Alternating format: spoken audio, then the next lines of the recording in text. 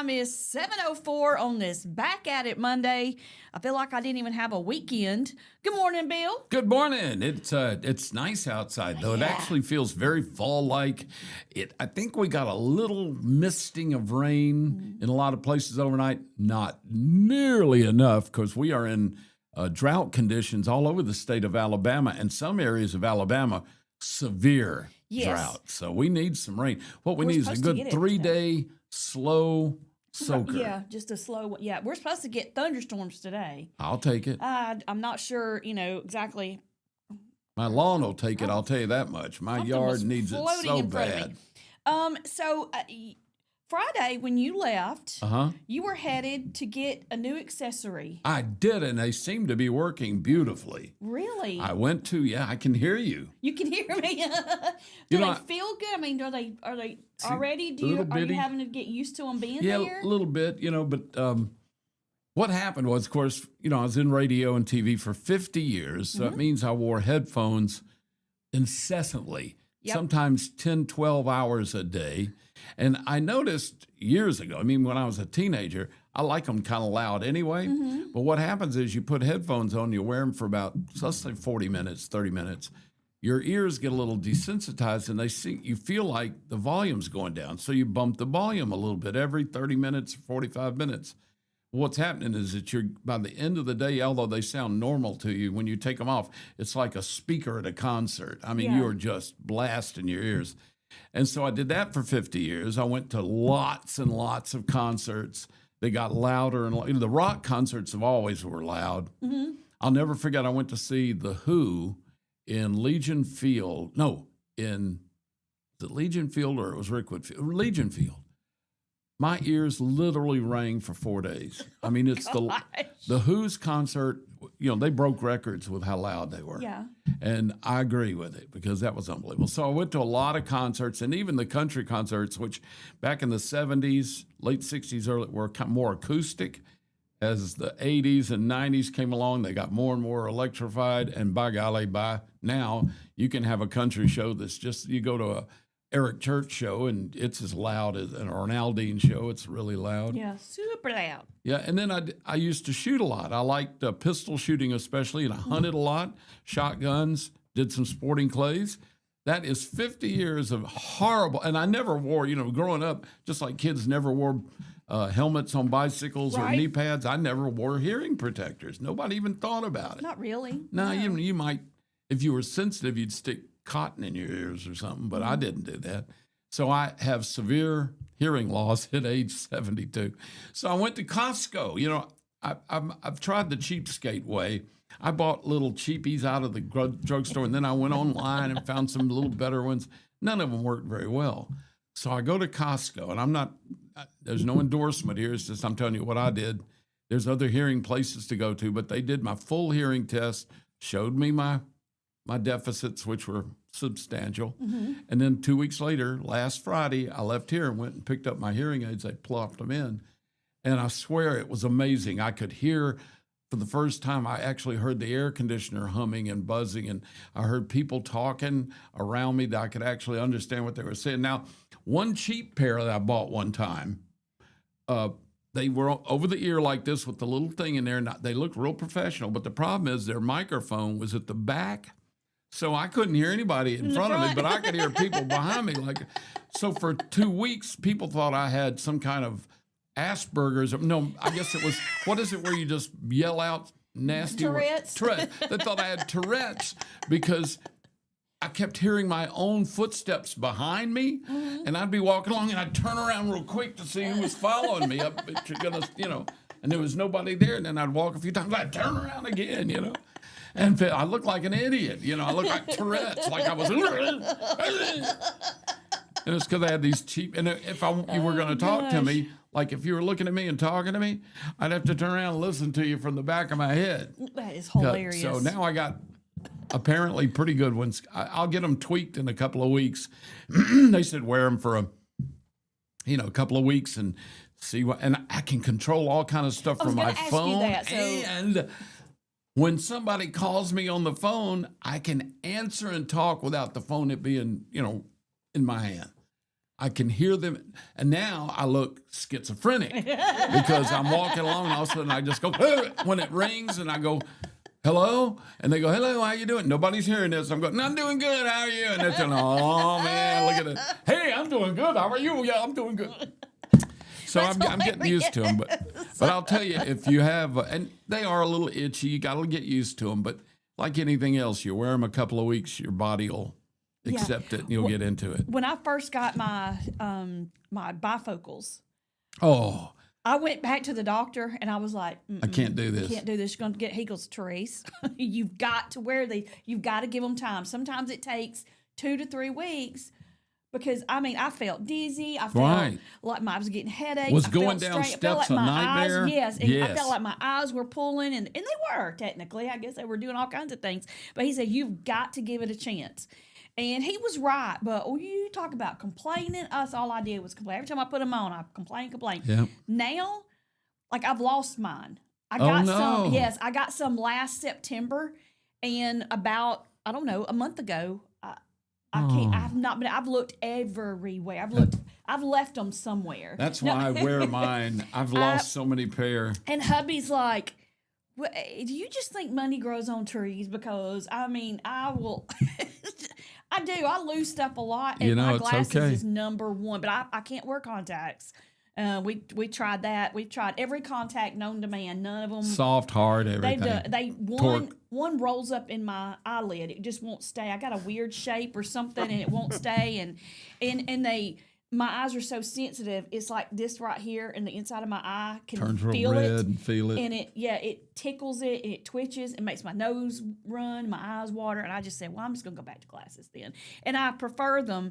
But I have a bad habit of taking them on and off. Oh, who doesn't? They'll aggravate me a little bit. You know, I feel like I got to wipe my nose or, where the sweat builds or whatever. And I'll take them off if I'm taking a picture or something. And I have laid them down somewhere, and I don't know where to start to see where I could have left them. So, you'll know one night when you're going to get up in the middle of the night to go to the bathroom and you hear something under your foot go crunch. Yeah.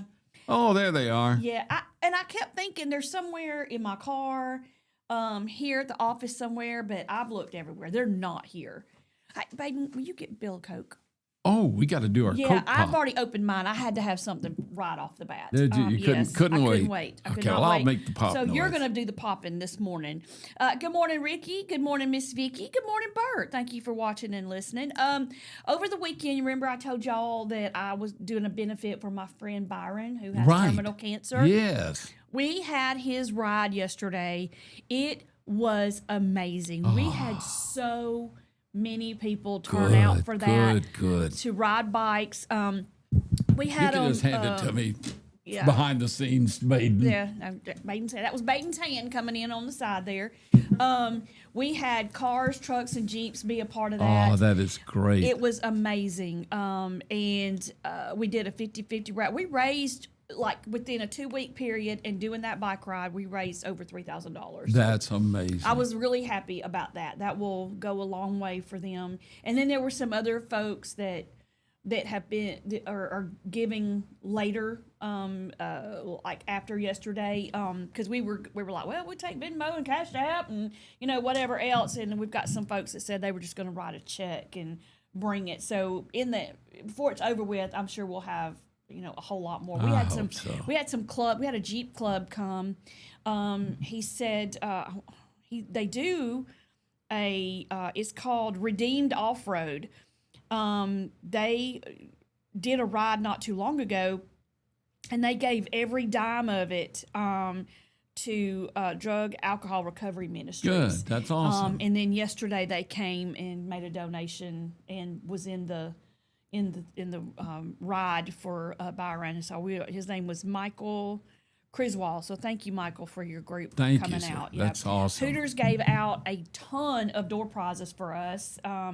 So just about everybody that came got something. That's amazing. It was really amazing. And Byron, I think he was overwhelmed a little bit. I think it was a struggle for him to be there because his health is bad. I honest to goodness really do believe, because he said he was going to fight. He wasn't going to take that diagnosis laying down. But I think it was just through sheer determination and will that he made it to the yesterday. thing. Yeah. And I What kind of cancer does he have? It started off his lung, and now it's gone everywhere. Metastasized, yeah. It's in his brain, and that's what happened to Patty. Yeah, lung cancer went to her brain. Talk. Yeah, and when he talks, he's you know how somebody who's really, really intoxicated, drunks, and they're they real slur voiced and can't. You can't, and it's like that, and he just doesn't. I lean as close as I can to hear him, and I couldn't understand a word he said yesterday. Yeah, that's I just tough. kept hugging him and loving on him, and I could get a couple of words here and there, but really I couldn't understand what he was saying. So cancer's a horrible thing. It is. Cancer sucks. It does. It absolutely sucks. Good morning, Mike.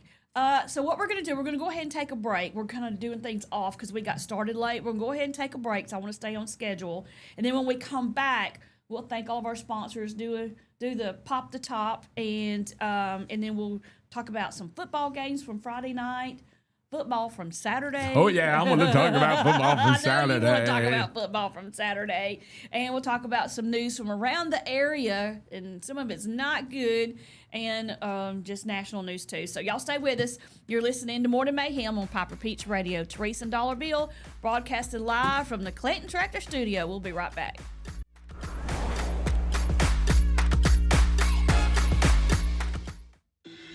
Workout Anytime in Clanton is now open. Your fitness, your schedule. We have top-of-the-line treadmills and weights, but we are more than just a gym. We bring luxury and results to your fitness routine. Relax in our sauna. Recharge with red light therapy. Refresh in our hydro massage beds. Get that glow with unlimited tanning and push your limits with dynamic classes. Need guidance? Our personal trainers are here to help you set your goals, stay motivated, and get real results. This is your space, your time, your transformation. Open 24/7. Workout Anytime, now open in Clanton. Traditions come and go, but excellent service and compassionate care are benchmarks in any era. That's what Ellison Memorial Funeral Home is committed to providing you. Whether through the pre-arrangement process or seeking services at your time of loss, Ellison Memorial offers a noticeable level of care and attention to detail. Others do not. So before making a decision based on yesterday's traditions, experience the Ellison difference when it comes to your loved one's final arrangements. You'll be glad you did.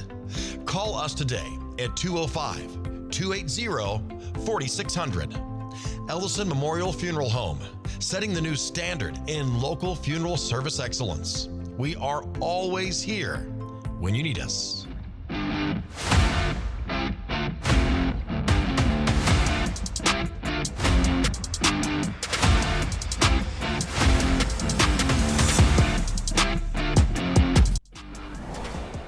We are back. You're listening to Morning Mayhem on Piper Peach Radio. Teresa and Dollar Bill broadcasting live from the Clayton Tractor Studio. We were talking about the hearing aids, and Baden asked if there was a feature, if there was somebody you don't want to listen to, can you drown them out? And he said, yeah, you just turn them off. I call it my Mary feature. I didn't want to say that because she could be listening. She is probably. Well, I don't know if she was going to listen, but it's just husband-wife thing, you know. You get that wife thing going. I think hubby's starting to feel that way a little bit. Oh, yeah. I didn't realize. I don't nag. He'll do stuff, and I'll go, okay, why did you do that? Why did you do that? I'm just curious. But I just say it like, and he'll be like, and his answer is because. That's what my answer is. Why not? Because. Yeah, that's mine. I always say, why not? Why'd you do that? Why not? Why'd you shut the door and lock it because we're going to bed? Why not? And then when he does that, I stop and think and go, oh, well, guess he's not wrong. Yeah. You know, what in the world? I always think, just before you ask me why I did it, think a second and you'll know why I did it. It's kind of common sense, but. Well, and he'll say stuff like, and I'll be like, oh, okay, well, that makes sense. But sometimes that's why he can, because I'm just wow all the time, and so he's like the calm that comes in and yeah, 'cause gets me straight. 'Cause you are the estrogen. Yeah, I'm full of it. Or actually, I'm not full of it. I have a depletion right now. It doesn't matter. What's wrong with me? My wife's way past, that, and it's still there. Goodness. Good morning, Martha. My Hey, friend Martha. Martha said good morning. She wasn't able to come yesterday, so. Let's thank our sponsors Let's real quick. do that. You know why? And then I've got. Because I got to open this thing. You're dying, aren't you? Now that it's sitting there, you really, really want it. It is cold, Okay. and I'm ready to slurp We're it. going to go in order, so you've got to wait through 4. Okay, I can do that. Okay, all right. Thank you to Chilton Mobile Home Supply, Jim and Julia. And I guess since it's October, cat's out of the bag, Jim and Julia are passing on They're dying? no, passing on the business to her daughter and son-in-law because they've decided to go full retirement mode. Good for them. Yes. Good for them. So I know that's. She said she could not wait. They have a travel trailer that they've been dying to try out for a while, and I think that's the plan. Hit the road. So hit the road, Jack. So congratulations Good for to them. Jim and Julie, and congratulations to her daughter and son-in-law as they're going to be taking over the family business. The legacy continues. Yes, it does. Also, thank you to Julie Holderfield Agency with Country Financial Insurance. Our friends at Central Alabama Wellness, Zena Cardwell. She has a show on Saturdays. Was she able to do it Saturday? She's not been able to do it. She has been under the weather. So hope she gets feeling sending better. prayers to Miss Zena and hoping she can get back on air with us soon. And also thank you to our friends at Coca-Cola. Mike is my bestie. He keeps us fully stocked with Coca-Cola products. And Bill is over there. He's itching I'm to trying get to his figure out the way to do it to get the most finger effect. under that tab. Ready? 1, 2, and 3. There we go. Oh, he splattered it everywhere. You got it all over your shirt. Doesn't that's matter. It's okay. not my shirt. That's right. It's not. Bill came in here in a blue shirt that technically would have been the right color to wear, but you can see dark through it. blue, but sometimes you can see through our Through the green famous screen. brick wall here. Darn it. But so Baden has a handy dandy little pullover that he keeps to the side. He keeps that for the men, and then I have a burgundy T-shirt that I keep for the women. I'm telling you. And they get washed every 4 years. And it gets washed every 4 years, yes. I might have to wash it today. Also, thank you to our Chilton Chamber of Commerce, Larry Puckett Chevrolet. They have the largest pre-owned inventory in the area, so before you go anywhere else and look for a vehicle, please go see Kurt and the people at Larry Puckett Chevrolet. Also, thank you to Ken and Layla at Putter Up in Pelham. They have, tomorrow's Tuesday, they have their mini golf tournaments. If you're interested in doing that, you're going to want to go online and make reservations to do so because they do fill up and got to have a reservation, really. If you don't want to wait for a long time, you're going to need a reservation. Thank you to Jake and his team at Save More. And we were there Friday. Yeah, the new one. The new one. It was a food outlet, cost plus 10. It has now been changed over officially to Save More. We're so excited. They were the sister store to the Save More here in Clanton, but they actually officially changed their name. It's doing a rebranding. They're all going to be Save Mores. We're excited about that. It looks phenomenal in there. This is in Calera. Yeah. And right now they are having a huge weekly sale. It is the Bluebell ice cream. It's I love $4.99. Bluebell ice cream. They're having the big 40 ounce or something of bacon, $10. Wow. Yeah.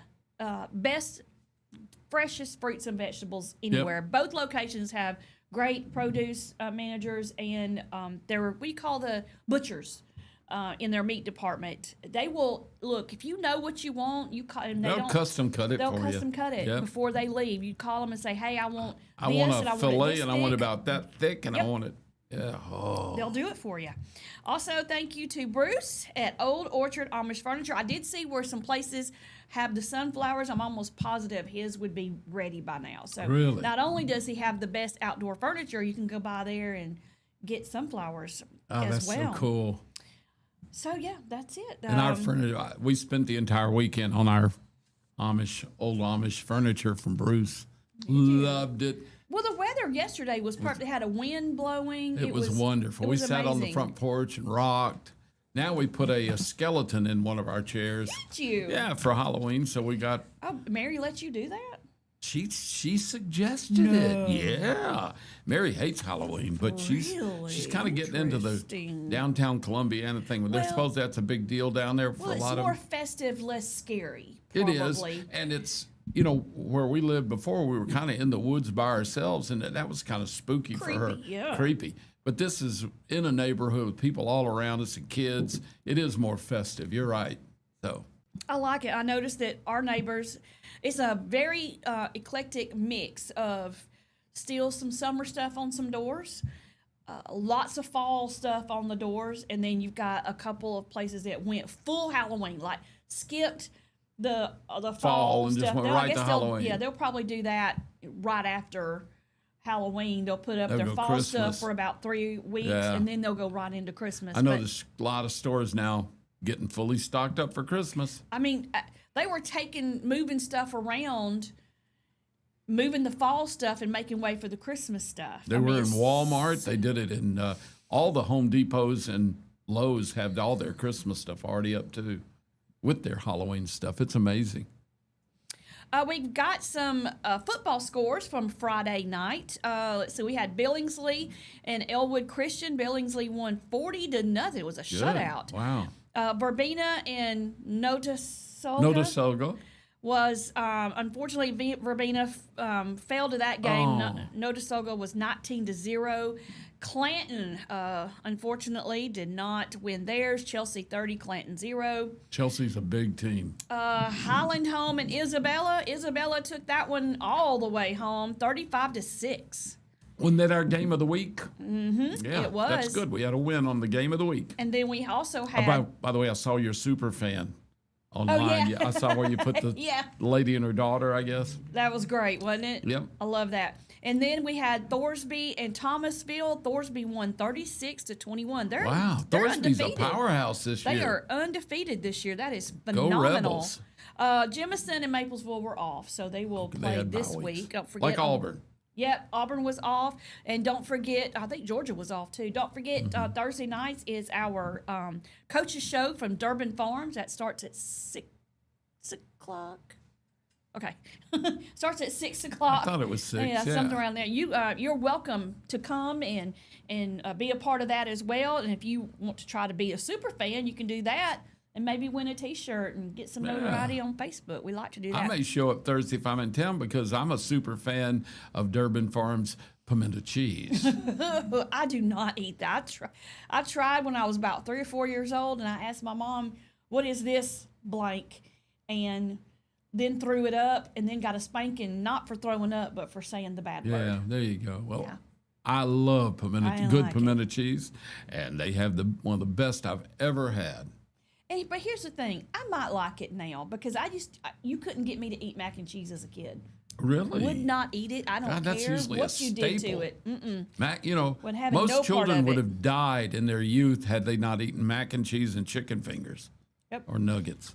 My kids loved mac and cheese, and I used to buy the little bowls that you just put the Microwave. water and microwave it, do like Stir that. it up. They always wanted my kids. They were simple eaters, but I always felt like a bad mom because they wanted weenies and macaroni and cheese, hot dog weenies, wanted them cut up. Oh, in the mac and cheese? No, just cut separate up. weenies, cooked weenies with macaroni and cheese. They dip the weenie bites in the ketchup and eat the mac and cheese, or they do chicken tenders and You're making me hungry. macaroni and cheese. That's all they wanted. And then I was like, well, they can't just eat that. But I tried to introduce other stuff, and they just wasn't having it. And then when they got a little bit older, I was like, I made Brussels sprouts, and they were like, we don't like them. And I was like, how do you know? They were like, just because we know. And I was like, well, I'm going to put one on your plate, and you're going to try it. If you don't like it after you try it, you never have to eat another one. What was this? A what? A Brussels sprout. And I know how you See, feel about yeah, them. I think they they're grown ate in the 'em. devil's behind. They ate them, and guess what? They liked loved 'em? them. No And then, way. Yes, and then ever since then, they'll be like, Mom, will you make your Brussels sprouts? Oh, really? How Gladly. bizarre. I certainly will. But Now, I liked spinach as a child. I think Popeye made me like it, but Yeah, as they a had the kid, actually Popeye I can. loved Yep. spinach. I still do. My That's wife awesome. doesn't love spinach. She likes turnip greens. She says spinach is too slimy. I love spinach. I just love it. I don't know. Maybe it is. Maybe it's not. I don't know. We also had some Saturday football. Yes, we did. Roll I want to talk about the other game first. Texas and Florida played, and I honestly thought Texas was going to take that game and go home with it. They A lot did of not. people did. Florida won over Texas 29-21. Now, then Vanderbilt and Alabama played, and there was a lot of people said this is either going to be a blowout I didn't think it'd be a or blowout. it's going to be really, really close. And it was. And it was really close. I mean, it wasn't close, but it didn't get as good as it did till the last few seconds of the game. It was, matter of fact, Bama didn't even lead until the second half, I think, and maybe the third quarter. Yeah, that's but when it turned was around. amazing. I mean, it was a great game to watch. Even as an Alabama fan, seeing it back and forth, it still was a thrilling game to watch. And boy, let me tell you, Vandy, they've got a powerhouse, good team. They really do. You think about, well, they were 5-0 when they went in there, so now they're 5-1, which ain't slack. I know they didn't play huge powerhouses, but they held their own. They looked great. They could have beat Alabama at some points in time. Their quarterback, that guy they always talk about, Pavia or whatever his name is. Yeah, we're going to talk about him. Yeah. They were a little overzealous about him during the game. I got he kind was of sick of hearing overzealous about him. his own self because you talk about doing some heavy trash talking. Yep. And everybody compares him to like Johnny Manziel. Well, Manziel was there, and Manziel is likes kinda him. mentoring him, which Yep. is probably the last person in the world that should be doing that. Well, but he Johnny says, Football was a good player. He just was an egotistical jerk. Yeah, and this Diego Pavia is the same way. He wears the number 2, and he is a loudmouth. He was practicing the move or whatever for when you win the game at the end. He was grabbing himself and doing all these things to the fans and stuff like that. And here's the thing: if I was a coach, not a popular opinion, if I was a coach and I had a player like that, they would not play. They would be watching the game from Buffalo Wild Wings because they would no longer be a part of the team if I had a player that was giving my team a black eye with crap remember, like they that. fought really hard to get him. He went to that New Mexico military academy. I think it was. Well, in he didn't Mexico. learn anything. Well, and he did well. And so then another college signed him because he had a coach there that he really liked named Bill something. But when he got to that, and this will show you his character, when he got to that school that they worked really hard to draw him in and get him, the coach, Bill, I don't remember what he coached, he wasn't the head coach, went over to Vandy. So he pulled him with him. So he dumped the team he went with before he ever really played, I think, and went to Vandy. And like you said, he's just, by the time the kickoff started, I was tired of hearing about the guy. Mm-hmm. Well, and then He's got a story, but that doesn't mean he's, Yeah, a well, good character. Got into it with fans after the game. He was, saying some yucky stuff and all that. I don't like that, and I think players should be punished for that as well. But Well, that's the one thing that's I my always opinion only. One thing I always liked about Alabama and Auburn, both in the old days, Bear Bryant, Shug Jordan, and then even it's continued it did with Saban and it did with Stallings with Alabama, and I followed them more, so that's why I know. But they always talked about class. They wanted all the guys to play with class, be sportsmanlike, be polite. Don't, like Bear Bryant always said, don't celebrate after you get a touchdown because that looks like you've never been there before.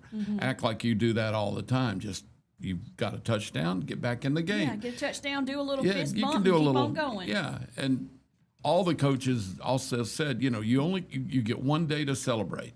You win that game, that whole night after that, you can celebrate, but the next day it's back to square one. And I agree with you. I don't know if these coaches are caught though. If you've got a player, like for instance, they were 5-0 going into that game. Obviously, he's a he's a really good quarterback, or he wouldn't have even had that kind of dominance. So what happens if you're the coach and you suspend or get rid of a player because he's acting out, and you lose every game after that? The alumni and the fans will turn on the coach and then turn on. They may not have even liked the way he acted, but if he was winning games, they don't care. Right. So you're caught. The coaches are caught in the disciplinary action versus being able to keep their job. And remember, these coaches now are making big money. They are. And today is National Coaches Day. Is it really? I did not know that. This thing says here, a good coach sees in you what you can't always see in yourself. I completely agree with that. A coach will impact more people in a year than most people in a lifetime. And I agree with that. It is 7:35. We're way behind on break, so we'll take a break. And when we come back, we got some stuff to talk about. Montgomery. Oh, goodness. Did you hear about what happened in Montgomery? I did not, I guess, because I don't know. We'll talk about it in the break, and I'll fill you in, and then we'll talk about it on air. So y'all stay with us. You're listening to Morning Mayhem on Piper Peach Radio. Therese and Dollar Bill broadcasting live from the Clayton Tractor Studio. We'll be right back. Underage drinking is deemed by many adults to be a rite of passage. Parents who host parties for youth may think they are being protective, but they are actually putting their youth at risk of physical and social consequences. Know the truth. Underage drinking and social hosting is a bad mix. For more information, contact Central Alabama Wellness, 205-651-0077, or visit centralalabamawellness.org.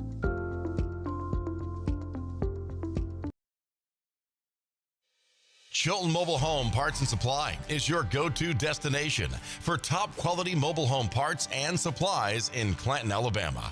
Conveniently located at 14023 County Road 29, just 3 miles east of Thorsby. We offer a diverse inventory, including underpinning, doors, windows, faucets, tubs, setup supplies, and more. Our commitment to quality ensures you'll find the best solutions for your mobile home needs. Upgrade your space with stylish doors and windows. Enhance functionality with top-notch faucets and tubs. All conveniently available in one place. Visit us today or call 205-646-1949. Transform your mobile home with Chilton, where quality meets convenience.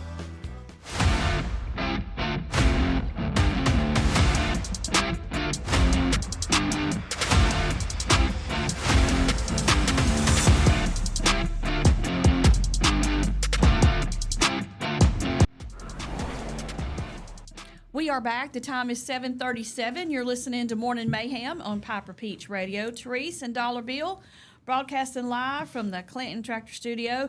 Over the weekend, I'm telling you, it's always something, I feel like. Young people today, they just cannot seem to get it together. I don't know what else to say. But there was a mass shooting in downtown Montgomery over the weekend. 12 people injured and 2 people killed. And I've got the fair going on down there right now. And now they do say, the town has said, look, it's not that Montgomery is unsafe. We just have a group of people that were doing stupid stuff. And I kind of get that. They had been trying to crack down. There was a bunch of them getting together in parking lots and stuff and hanging out. And they tried to crack down on that, saying that if a business is open especially, you can't loiter around there. That ruins their business. Yeah, it does. But so what happened with the shooting? It happened near Bibb Street and Commerce Street. It happened around 11:30. 2 groups just started shooting at each other in the middle of a crowd. It says here, Jeremiah Morris and Shalonda Williams. Jeremiah was 17, Shalonda was 43. They were killed in the shooting. They do believe that one of the people that was shot was targeted. When the gunfire started, others in the crowd pulled out weapons and began firing too. So it just kind of went all over the place. The number of people with life-threatening injuries has risen to 5 now.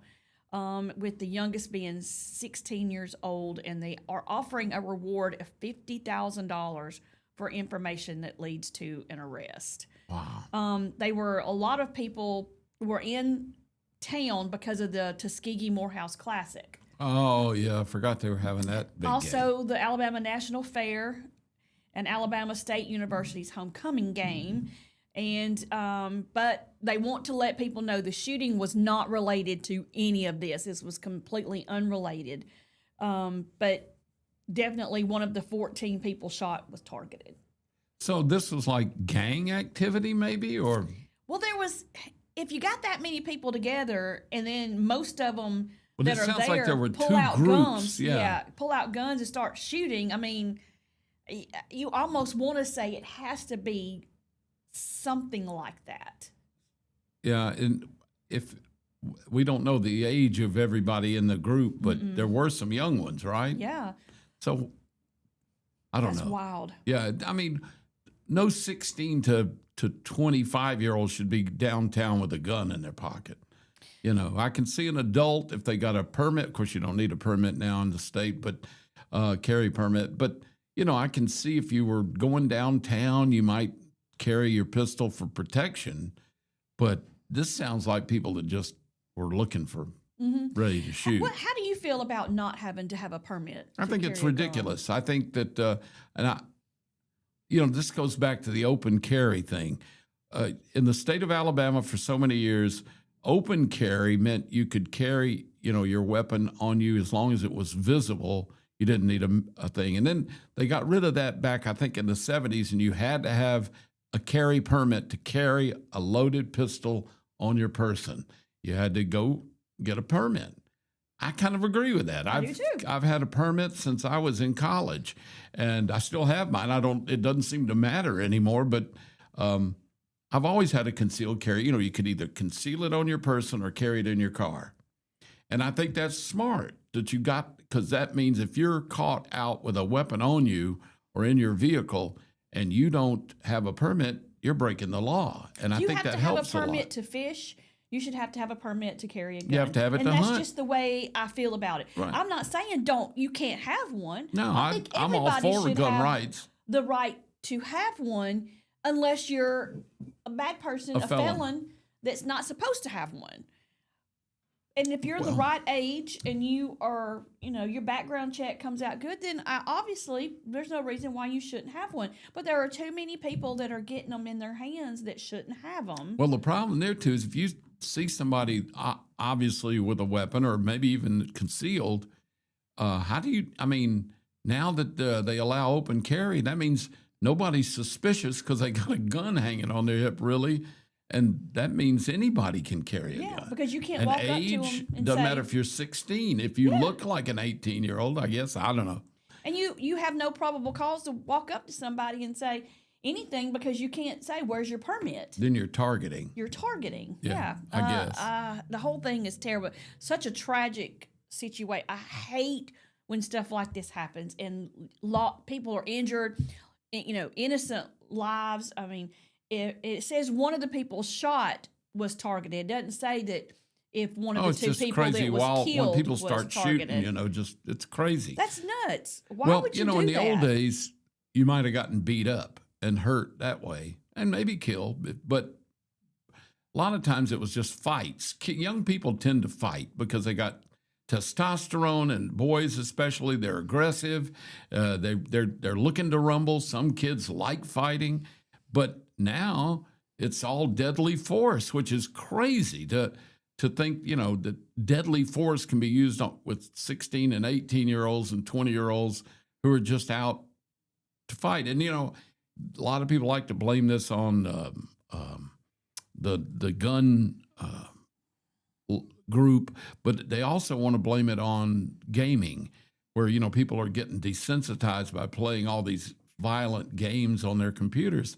I'm not sure. That probably does have an effect on some people, but I don't understand how it's just gotten to this point now where young people are just instead of just fighting, they'll just pull out a gun and start shooting. Mm-hmm. And if somebody dies, they're just like, oh, well. They're just like, when you say desensitized, I mean, they are just completely numb for, human life. They just don't have zero regard for it. It's like if somebody dies, to them, it's just okay. Well, Whatever. and I think a lot of that does go back to social media because, a lot of kids nowadays do all their social interaction mostly on their phone. And so people don't become people now. They aren't, there's no looking in your eyes and talking to people and getting the emotional impact of being face to face. Texting belays almost no emotion, none correctly, really.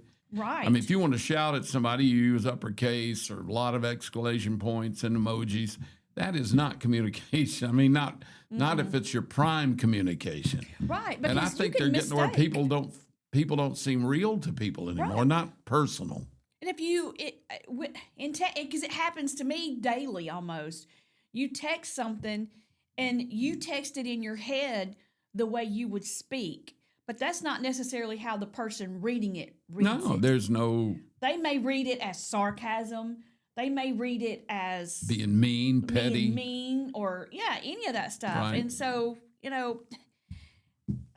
so whenever I'm saying stuff, I feel like I have to end it with an emoji to kind of people to know what my, how I'm feeling about it. So Try they to don't- reinforce it with that. Yeah, so if I'm kidding, I need them. I do the laughing emoji so they know I'm kidding. If I'm, kind of like, what are you doing? And I just do the little slant face, like I'm not happy about that kind of thing. But I mean, that's the only way. People just don't. Here's the thing, though. I've gotten to where I don't like talking on the phone anymore. Really? Why? Yes, I don't know. I'd rather sit and talk to somebody face to face. But I get to the point where talking on the phone is just like, I don't know. I've always been one of those people. I don't like long phone conversations. I don't mind getting on the phone with somebody and talking fairly quickly, get your business done, or, chat a little bit and then end it. I just don't like, my wife can stay on the phone with her sister for hours, and I don't understand that. I get real impatient with a phone call after about 2 or 3 minutes at the most. I mean, even after 30 seconds for some people. Texting, I do like to text if it's just straightforward communication. What time we meet for dinner tonight? Question mark. 10 p.m. or 8 p.m., whatever. And I go, thanks, I'll see you there. That kind of direct stuff where there's no intonations needed. But boy, if you are talking about something that's emotional or important, you need to either do it face to face or at least a conversation where you can intone meaning with your voice and you can talk it out. But yeah, some people don't do it, and I think it's detrimental to everything. Yeah, and I used to stay on the phone for hours and hours and hours. Not Now me. my sister and I, she lives in Tampa though, and I don't see her often. So when we talk, it's usually an hour, at least an hour. I But can we're understand catching that. up on all kinds of stuff. But then we may not talk again for another week or two. And then there's so much that's happened in that week. But she's super, super busy. She's got a crap ton of grandkids. And she is like Tagger It babysitter for all of them. So she has that going on, and she's got them all the way down to, a year old, and the oldest one's, I think, 7. So when she's got 3 or 4 of them, There's no talking there's to her on the no phone. talking on the phone. There's no No. texting. There's no anything. Oh. But we're definitely, young people are desensitized now, and just to be The able only to time pull I out could a stay gun on and the shoot phone a long somebody is- time was when someone would, when I was younger and I had girlfriends and they'd talk trash to me. I could stay on the phone forever. Or the people that I paid $2.70 an hour to talk to me. $2.70 an hour. It's 7:48. It was the 70s. We're gonna take a quick That's a lot break. of money. When we come back, we got to talk about the professional angler and the accident that happened on Smith Lake a while back. Oh, they've made an indictment. So we'll talk about that when we come back. You're listening to Morning Mayhem on Piper Peach Radio. Teresa and Dollar Bill broadcasting live from the Clinton Tractor Studio. We'll be right back. Looking for the perfect way to unwind, compete, and have fun with friends or family? Then Putter Up Pelham is your next destination. Coming this June. Whether you're a mini golf pro or just out for a good time, Putter Up offers a one-of-a-kind indoor putting experience with custom effects lighting, sounds, and robotics at each hole, plus automated scoring and a virtual caddy to guide your game. And our ADA-compliant courses include special putters for individuals using wheelchairs or walkers, so everyone can join the fun from ages 4 to 100. Rain or shine, day or night, it's always game time at Putter Up. Come for the fun, stay for the challenge. Swing by Putter Up, where every stroke counts.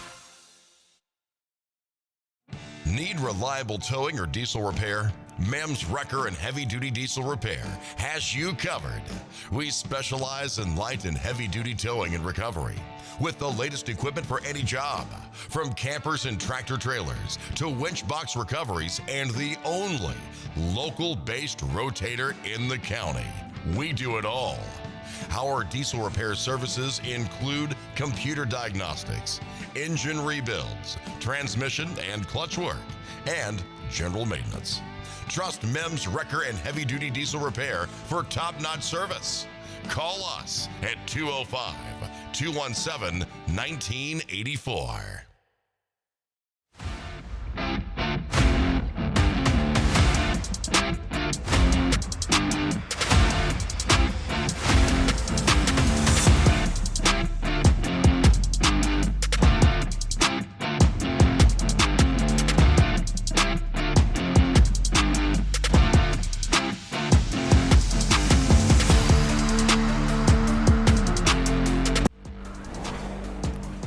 Back. The time is 7:50. You're listening to Morning Mayhem on Piper Peach Radio. Therese and Dollar here. Good morning. Dollar Bill here with you on this Monday.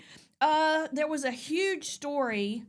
I can't exactly remember when this. Has it been months ago now? I think it's. This you talking about this crash on Smith Lake? Yeah, it was like back in May or June, April. wasn't it? It happened in April.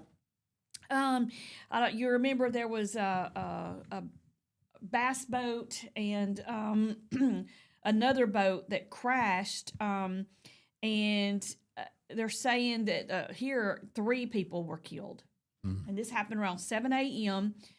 John Clark of Coleman, Jeffrey Little of Brandon, Mississippi, and Joey Broom of Altoona. One of them was like a city councilman or something. Really? Yeah. And then 2 other people aboard the boat that the man hit were also injured.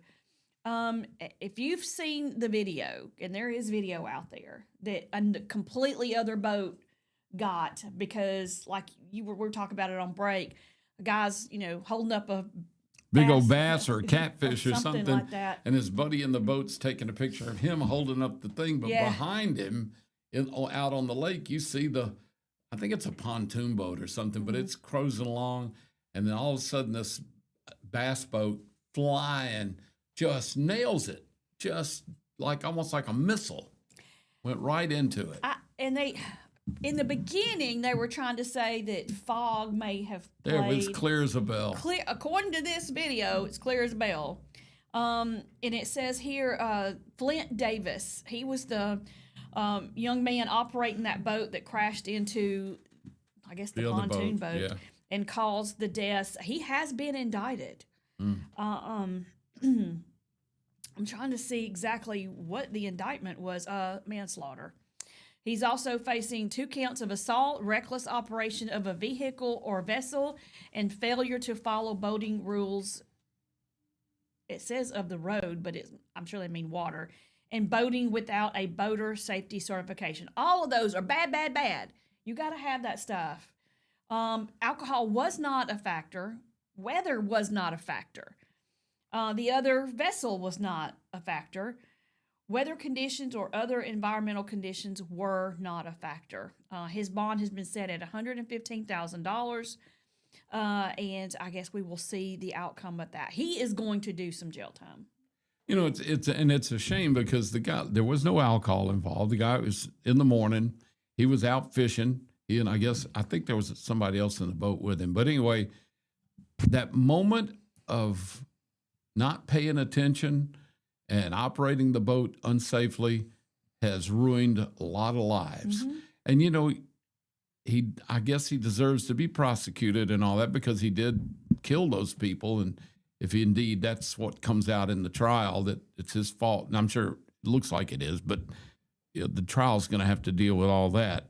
But the whole thing is, it's just, you know, it's not like he was really doing a lot of stupid things. It's just he was out and a moment of inattention or not doing the right thing, and it's ruined his life, his family's life, and of course the lives of everybody else that was on that boat, including the family of the deceased. So I mean, it's a horrible, one of those horrible things. And it's, had he been drunk, then you could almost blame him more.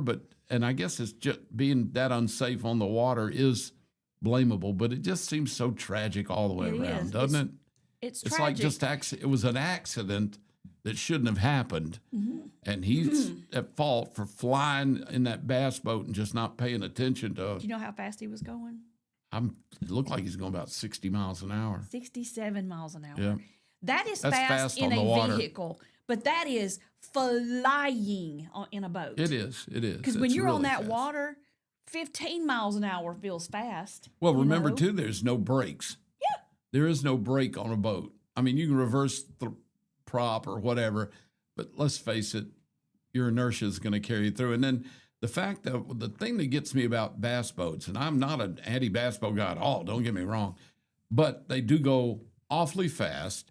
And a lot of them, if they haven't planed out nicely, you're blind right in front of you because your bow is high and you're lower. You basically can't see close. You can't see right over the bow.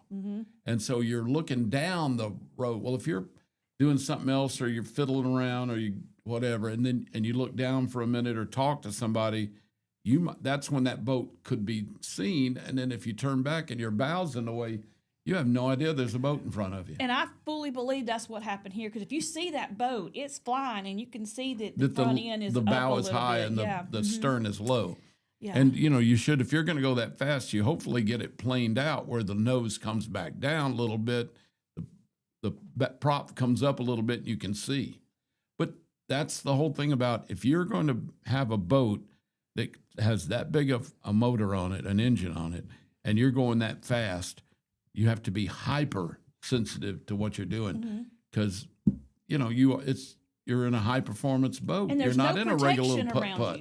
you. No. You're not in a vehicle where you at least have airbags Yeah, and things like nothing. that. But I feel like a crash like that would have been, it may be a death, if not some severe injuries in that. But Right. this was wide open. People were flying all over the place when this happened. It's terrible. Well, You know, but here's the thing: that not only is he been arrested and is going to be tried in criminal court, all three families are suing him in civil court. sure.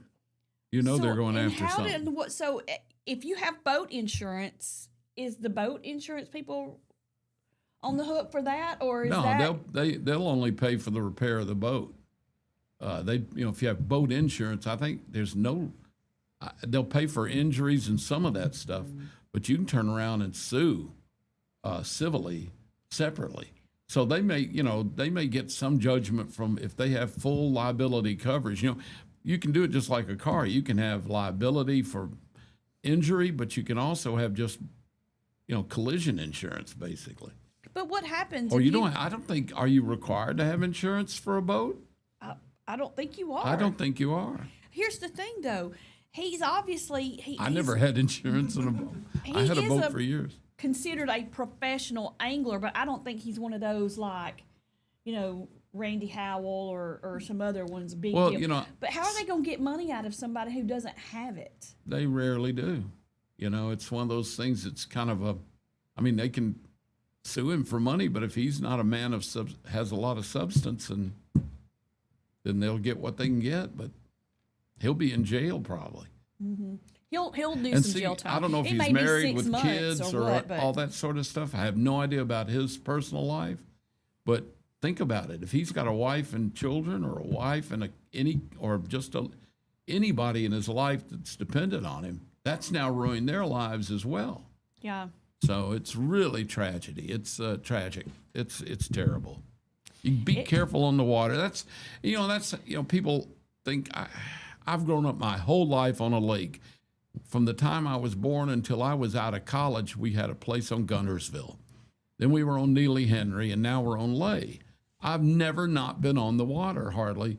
And I remember even as a kid, a lot of people thought once you go to the lake, it's drinking time. And you get out there and you're going to drink a lot of beer while you're fishing.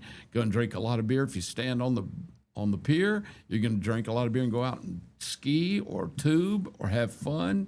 And a lot of people believe that those are not they're interchangeable. You know, if you're going to go get on the water, you got to party. Yep. It's just like being on the road. I mean, it really is. You got to have a designated driver. You got to have somebody that's not drinking, driving a boat. A boat is just as or more dangerous than a car. You don't have certain lanes and tight things to get in, or, you know, it's kind of like flying. You've got a lot more open area you can maneuver in, but that also makes it more dangerous because it's not defined except by buoys and all that sort of stuff and channels. You got to be careful. You got to be more careful in a boat really than you do in a lot of ways in a car. In some ways. Yeah, and that's you're dragging people behind a 70-foot rope behind you, you know, or kids. Oh, I know. And this is what district attorney said. You know, there are rules of the road and there are rules of the water. You know, you've got to go by both of them. And he was going way too fast. Did he intend for this to happen? Absolutely not. But when you're negligent, and that's where they're getting him, you pay the price, a consequence of your actions. Yep. I mean, we feel bad for him. He's probably not a bad person. He's probably a great person. Yeah. Just did something stupid, irresponsible and stupid for a moment. Yep. And unfortunately, it resulted in 3 people losing their lives. And that's horrible. Other people getting hurt. And I don't know if he got hurt or what, but yeah, I don't think they were hurt that bad. In this article. Yeah, if they were hurt, it wasn't bad. I don't think so. All right, it's 8 o'clock, straight up 8 o'clock on the dot. We're going to take another break, and when we come back, oh my gosh, this is another Walmart story. I feel like they are never ending. I love Walmart stories. A man is arrested for peeling off banana barcodes, and we'll tell you. Is that illegal? Apparently, when you take the barcodes and do something with them, it is. So we'll talk about that when we come back. You're listening to Morning Mayhem on Piper Peach Radio. Teresa and Dollar Bill broadcasting live from the Clayton Tractor Studio. Stay with us.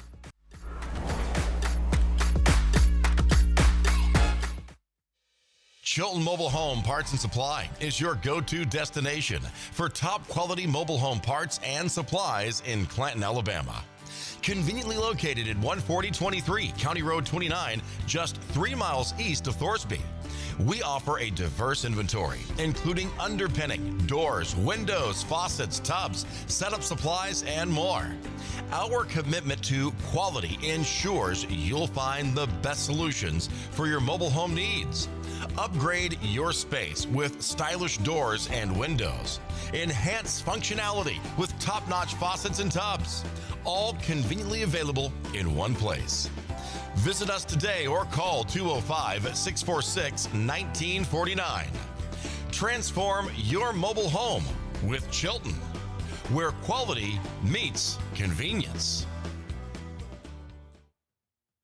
Looking for the perfect way to unwind, compete, and have fun with friends or family? Then Putter Up Pelham is your next destination. Coming this June. Whether you're a mini golf pro or just out for a good time, Putter Up offers a one-of-a-kind indoor putting experience with custom effects lighting, sounds, and robotics at each hole, plus automated scoring and a virtual caddy to guide your game. And our ADA-compliant courses include special putters for individuals using wheelchairs or walkers, so everyone can join the fun from ages 4 to 100. Rain or shine, day or night, it's always game time at Putter Up. Come for the fun, stay for the challenge. Swing by Putter Up, where every stroke counts.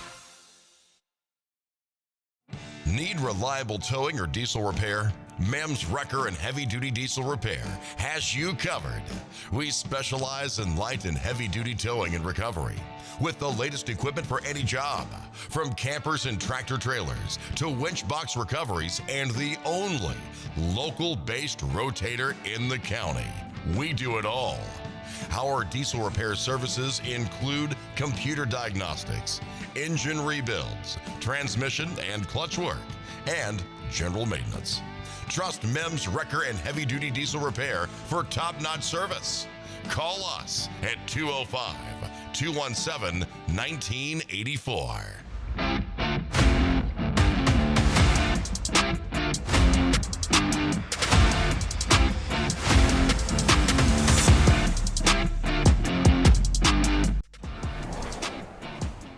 All right, we are back.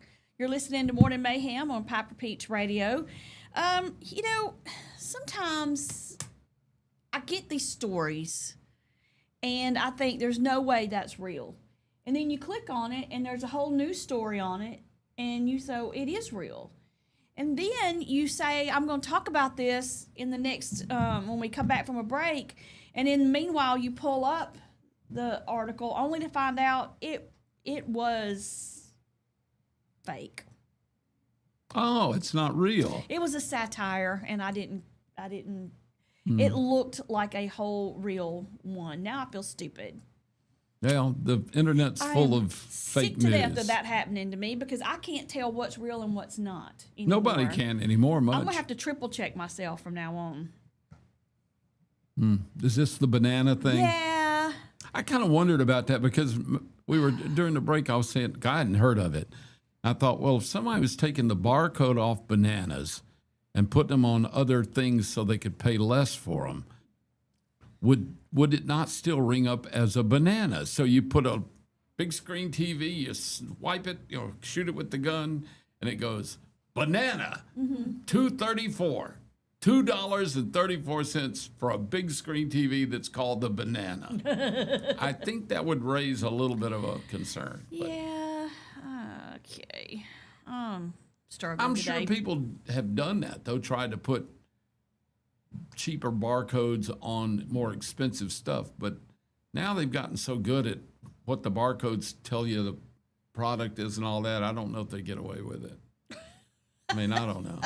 I guess if you took you could take a barcode maybe off of a really expensive shirt at Belk's or something and put it on another shirt. Or take one off a cheap shirt and put it on an expensive shirt.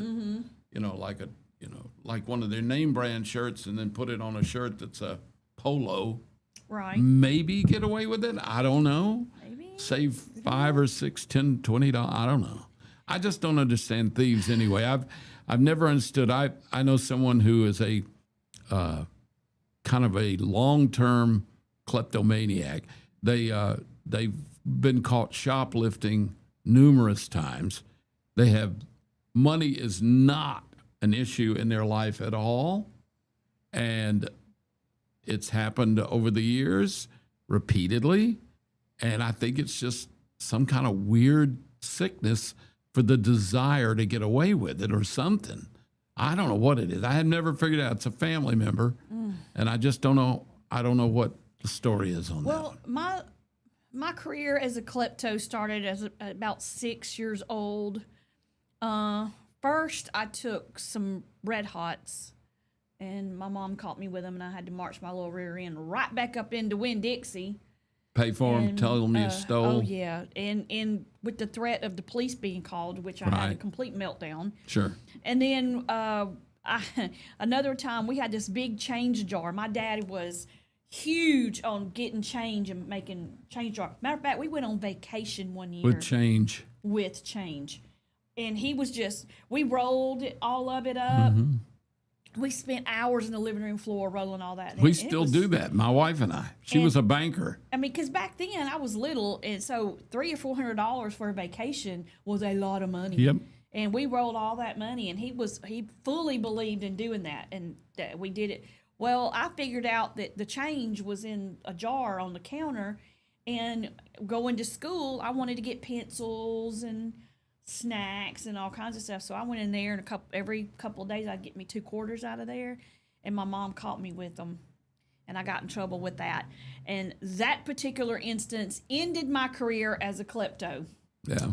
My thievery days were over with at 6. Well, I was the same way. She handled me pretty well, and I did. To this day, I remember how that went down. Never forgot it. Yeah.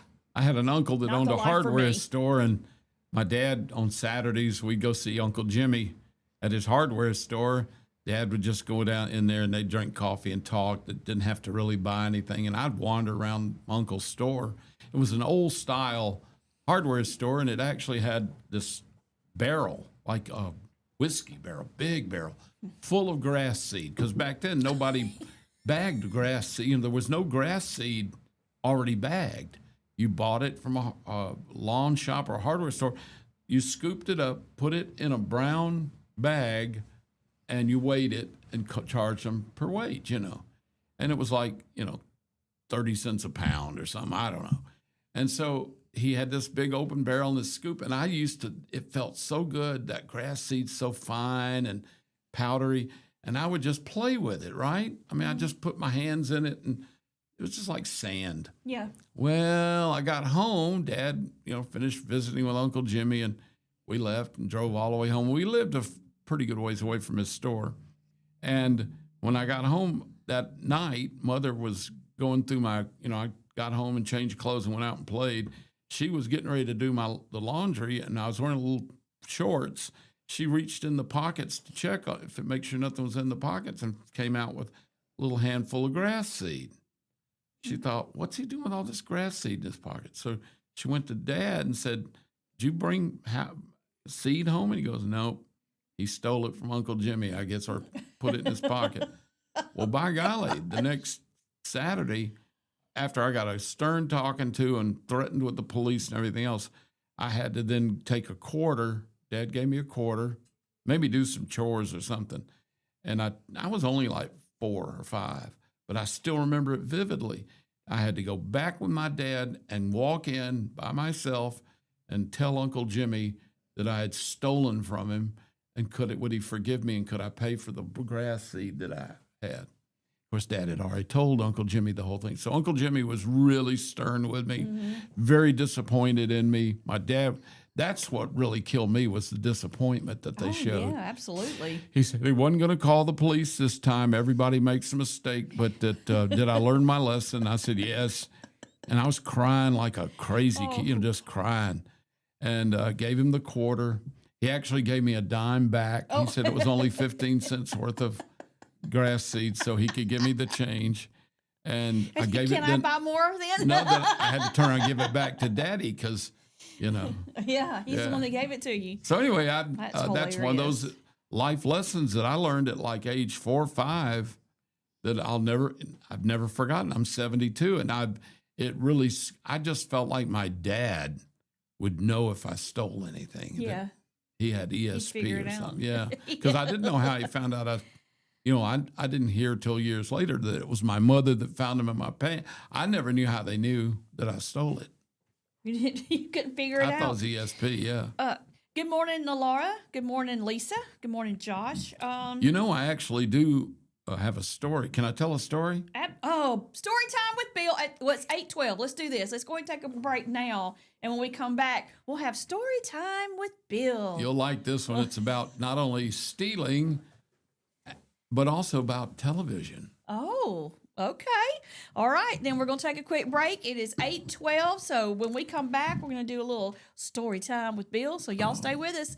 You're listening to Morning Mayhem on Piper Peach Radio. Teresa and Dollar Bill broadcasting live from the Clinton Tractor Studio. We'll be right back.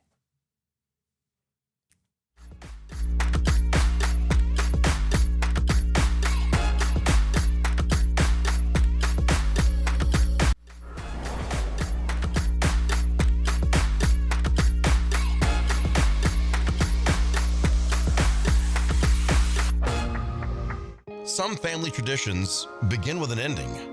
Lasting family legacies are established at Martin Funeral Home, where for over 100 years, we have served the families in our community. Bobby, Donnie, Norma, and our family at Martin Funeral Home would like to express our sincere gratitude for allowing us to serve your family. Every life story deserves the perfect setting. We are here to make that happen for you and your loved one.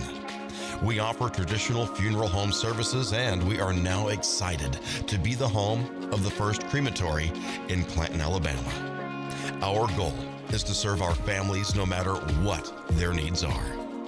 Martin Funeral Home, serving Chilton County since 1921.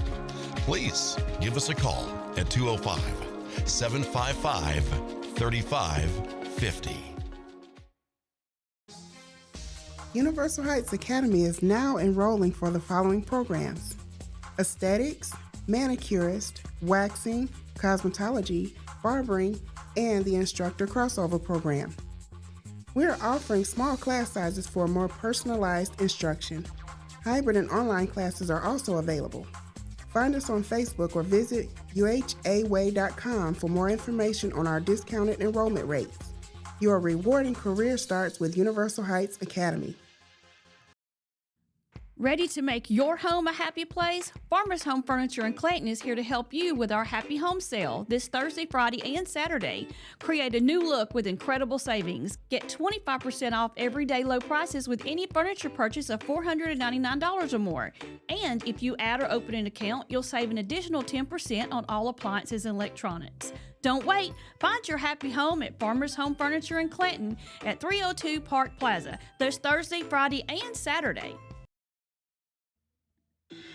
Workout Anytime in Clanton is now open. Your fitness, your schedule. We have top-of-the-line treadmills and weights, but we are more than just a gym. We bring luxury and results to your fitness routine.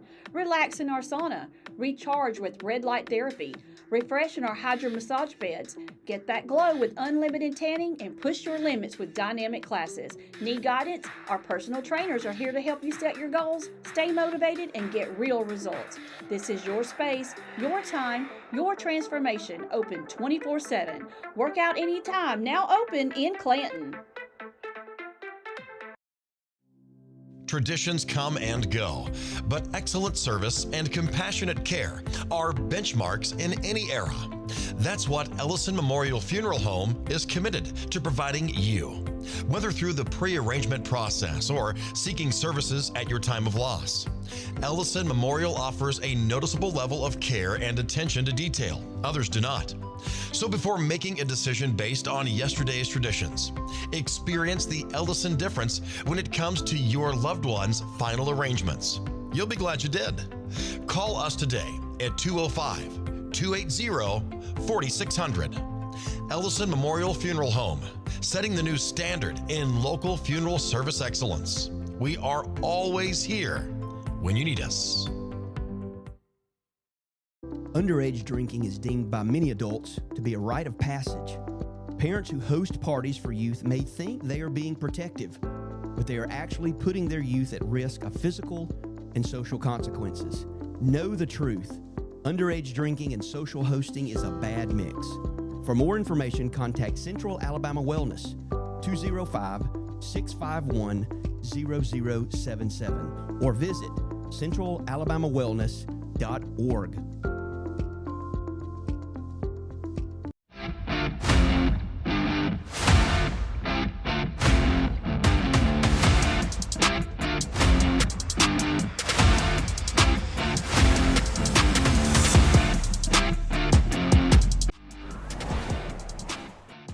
We are back. The time is 8:17. You're listening to Morning Mayhem on Piper Peach Radio. Therese and Dollar Bill here with you. Morning. The legend, Dollar Bill Lawson.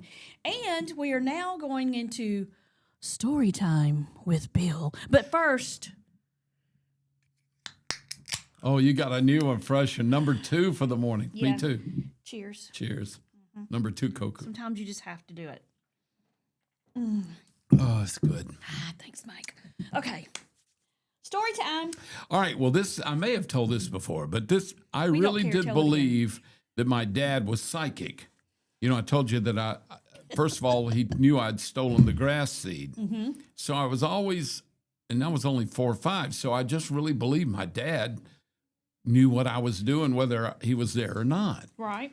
That followed me all my life. Well, I actually believe that even after college because of an incident that happened when I was about 12.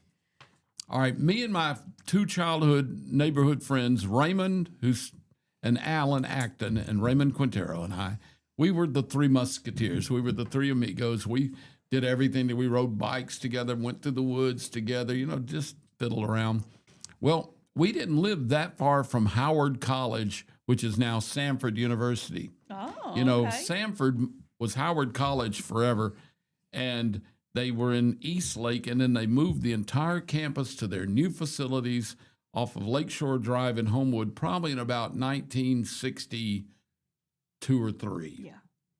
And they've been there ever since. They're still there, Samford University. They changed their name in the 70s. So one Saturday, me and Alan and Raymond were in the neighborhood, and we heard all this music and a band playing and cheering, and we thought, what is that? We'd never been to a college football game. We were only about 11 or 12. We'd never even been to a high school football game at that point. Oh, wow. So we go through the woods and we follow the sound, come out on the Samford campus, back then Howard College, and we walked across this open practice field, and there is a stadium, and there are bands and people and pom-poms and cheerleaders. Ooh. Oh my God, and a band, 2 bands. We were going crazy. Our little 12, 13-year-old bodies were on fire to go check this thing out. So we noticed that we went around, and there was a gate around the entire stadium, of course, and then where the gates were to go in, people were checking tickets. Well, we didn't have a ticket. We didn't know what to do. So, being enterprising young entrepreneurs of age 12 or 13, we found a culvert down on the lower part of the field, down near Lakeshore, where the fence had to be kind of above and open. You could grab the bottom of the fence and pull it up and go under the culvert. Innovative, yeah. So I knelt down. I was the biggest of the 3 of us. So I built down. I pulled that fence up, and Raymond scuttled under it. And I'm looking around, make sure nobody sees us. Alan goes under it. And then they lay down and put their feet up and hold it up for me, and I go under. Mm-hmm. We go in there, and we have the best time in the world. I'd never heard a band, seen live bands, watched some football, da-da-da-da-da. So when the game's over, and back then they played their games like from 1 to 2:30 or 3, We were so stupid, dumb, that we didn't think we could just walk out because we didn't have a ticket. So we snuck back out under the fence the way we came in, right? Because we were dumb. We go home, we're on fire. We'd seen a college football game, heard the band, saw the cheerleaders. It was amazing. So Alan goes to his house, and Raymond goes to his, and I go into mine. I go up the steps, and I go in our front door. My dad's sitting in the living room with the TV going and he's reading the paper. And he goes, I said, hey, Dad. And he says, hey, boy, hey, son. He goes, hey, come here a second. I said, yes, sir. He put the paper down. He said, sit down. He said, hadn't I told you about stealing? And I thought, yeah, but I hadn't stolen anything. He said, let me tell you something. What is stealing? I said, taking something that doesn't belong to you, that you hadn't either bought, paid for, or that you own. He goes, yeah. He said, do you know it's the same thing? If you were to just, let's say you wanted to see a movie, and you went in a movie theater, but you didn't buy a ticket, that's stealing. And he said, if you went to a baseball game and didn't buy a ticket, that's stealing. And if you went to a college football game and didn't pay for a ticket, that's stealing. And my head is reeling now. Oh my God, it's true. My dad knows he can see what I'm doing. He's psychic, He said, listen, if you and your friends ever want to go to a movie, let me know. There's a good chance I'll give you all the money to go. He said, you can go or not, but if you want to go, and I'll give you the money. He said, you don't steal. I said, okay, yes, sir. He said, you understand? I said, yes, sir. Now, that's when I was about 12 or 13. I still believed my dad was psychic till I was in college. And there were times when I was going to go out and do a little drinking or chasing girls or whatever college boys want to do, but I shouldn't do. I'd think, my dad will know. I can't do that. So I'd go home and study because my dad, I felt like he knew what was going on. So years later, I'm already in my 30s or 40s. We're at Christmas. We're at my parents' house. I said, Dad, I've been meaning to ask you something for years, and I keep forgetting. I said, do you remember when I snuck into a Howard College, Samford University football game, and you knew it, and you gave me the lecture on stealing? He said, oh, yeah. I said, how did you know? He laughed. He said, I guess I didn't think about you didn't know how I knew. He said, my dad was a dentist. He'd work on Saturday mornings till noon, go home, fix a sandwich, mom would fix him something. He'd watch football on TV or whatever. And back then, Channel 6 actually aired the Samford University, which was, again, Howard College, football game.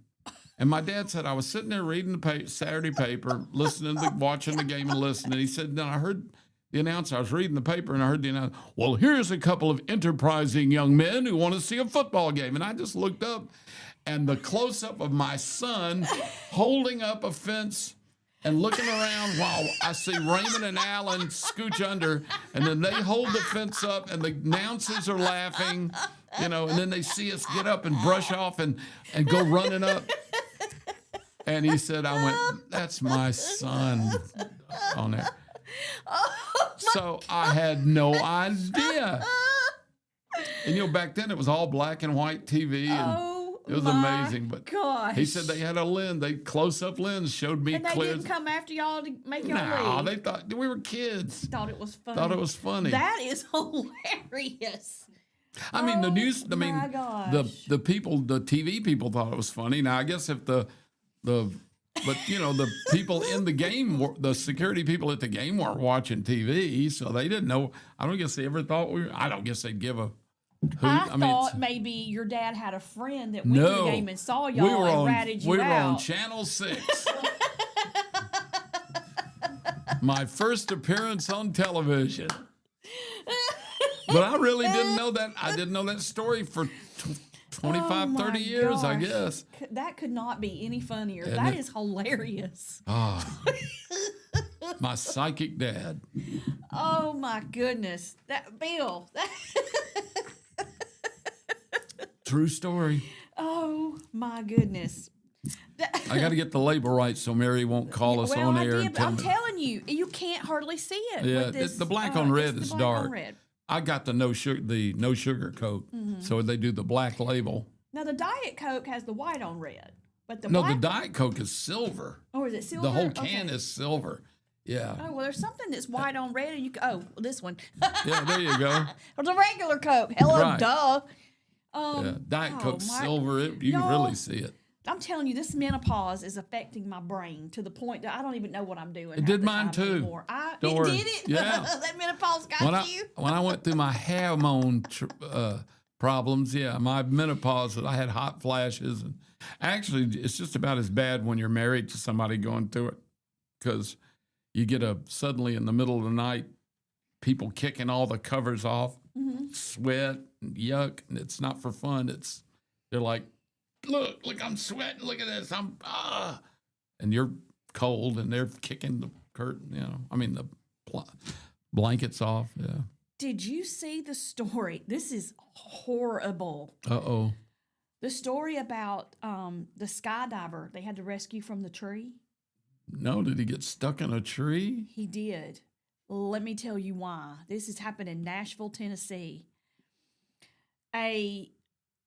It was a skydiving excursion where you go tandem with somebody. Yeah. A skydiver and you. Right. Something happened and the skydiver lost the instructor mid-air. Wait a minute. The instructor fell off? So now the one that doesn't know how to skydive is still in the chute? He was still in the chute in the tree. They found the instructor elsewhere, deceased. Oh, he didn't have a backup chute? He just fell out of the harness somehow? Mm-hmm. Well, that's not a good instructor if he's not strapped in very This says it says that the instructor is presumed to have fallen out of the plane without a parachute. They had to find him. For a while they couldn't find him. They were like, we don't know Wait a what happened minute. to him. But if you're tandem, you're both hooked to the same chute, Yeah, right? you're supposed to be. Yeah. Um, This is weird. it is You think very he committed weird. suicide? You know what? That's a possibility, I would think. It says the skydiving instructor and client jumped out of the plane. The guy that was just skydiving, ended up in the tree because he didn't know what he's doing. Right, yeah. There were other skydivers that landed safely, but he ended up in the tree. I think he had some Scratches and cuts, bruises yeah. and cuts and stuff. But the instructor did not make it. There's got to be more to this story. Oh yeah. There's got to But be. this is all that has been let out as of right now. Oh, that is so terrible. I would never, you couldn't pay me enough money to skydive. I would not do it. I don't care if I had 5 people tandem with me. I'm not going to do it. You know, I've never really been that anxious to skydive either. Now, I flew for years, many years. I flew aerobatic airplanes. I flew at air shows and stuff, not as a performer, but I got to ride with a lot of the performers because I did the announcing. But I love flying. Right. And I don't mind being upside down. I've flown in open cockpit airplanes, and you roll me inverted. As long as my straps hold me in, I'm fine. Never had the desire to jump out of a perfectly good operating airplane. You know, I just think with my luck, I'm the guy something's gonna happen.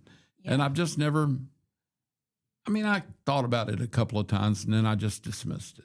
I've got good friends that have skydived for all their lives. Sandy Carruth, who was known for years as a really experienced skydiver, teacher. If you ever saw anybody pretty much flying to a football game or come down with a big American flag behind them, that was probably Sandy Carruth.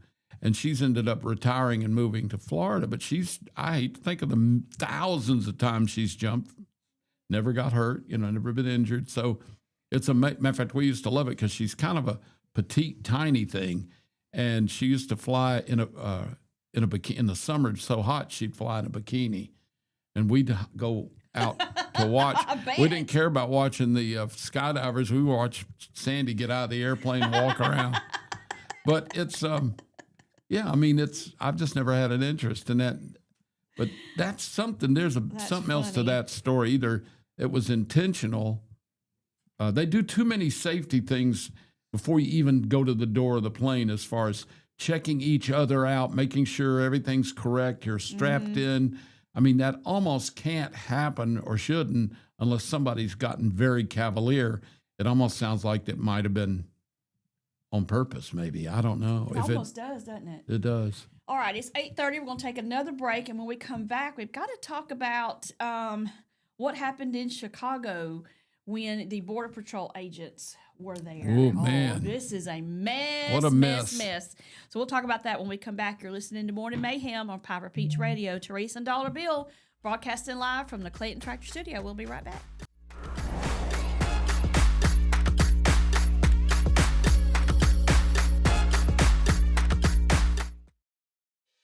Chilton Mobile Home Parts and Supply is your go-to destination for top quality mobile home parts and supplies in Clanton, Alabama. Conveniently located at 14023 County Road 29, just 3 miles east of Thorsby. We offer a diverse inventory, including underpinning, doors, windows, faucets, tubs, setup supplies, and more. Our commitment to quality ensures you'll find the best solutions for your mobile home needs. Upgrade your space with stylish doors and windows. Enhance functionality with top-notch faucets and tubs. All conveniently available in one place. Visit us today or call 205-646-1949. Transform your mobile home with Chilton, where quality meets convenience.